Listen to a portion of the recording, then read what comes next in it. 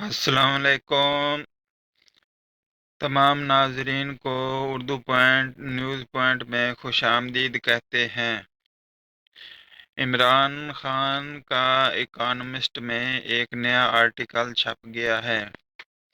تحریک انصاف اور اس کی اعلیٰ قیادت نہ تو فوج مخالف ہے اور نہ ہی فوجی قیادت کے خلاف کسی قسم کی انتقامی کارروائی کا ارادہ رکھتی ہے، لیکن عمران خان نے اکانومسٹ میں شائع ہونے والے آرٹیکل میں پھر وہی باتیں، وہی الزامات دہرا دیے ہیں جو وہ اپنی گرفتاری سے پہلے فوج اور اسٹیبلشمنٹ کے متعلق کہتے تھے۔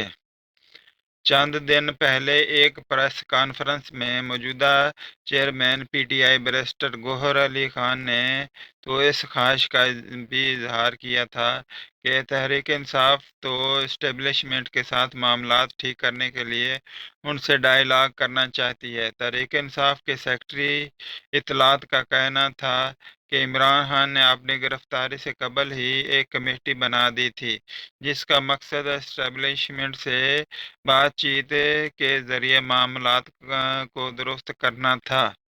تحریک عمران خان کی گرفتاری کے بعد تحریک انصاف کے کئی رہنماؤں کو اس معاملے پر پریشان پایا کہ تمام تار کوششوں کے باوجود پی ٹی آئی اور اسٹیبلشمنٹ کے درمیان بد اعتمادی کا ماحول ختم نہیں ہو رہا ہے۔ نہ ہی موجودہ اسٹیبلشمنٹ سے پارٹی کا کسی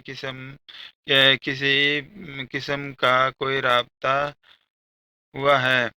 اسٹیبلشمنٹ کے درمیان بد اعتمادی کا ماحول ختم نہیں ہو رہا ہے، نہ ہی موجودہ اسٹیبلشمنٹ سے پارٹی کا کسی سطح پر کوئی رابطہ ہو رہا ہے۔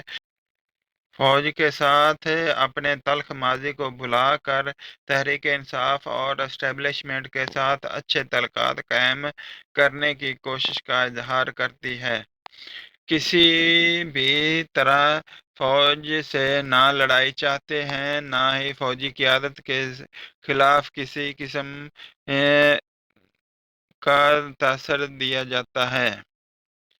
عمران خان بھی کسی انتقامی کارروائی کا ارادہ نہیں رکھتے۔ تحریک انصاف کے ایک اور رہنما کا کہنا تھا کہ ہر قسم کی گارنٹی بھی دی جا سکتی ہے کہ عمران خان آئندہ اس بیانیے کو نہیں دہرائیں گے جو پارٹی اور اسٹیبلشمنٹ کے درمیان بدگمانی کی وجہ بنا۔ اگر تحریک انصاف دوبارہ حکومت میں آتی ہے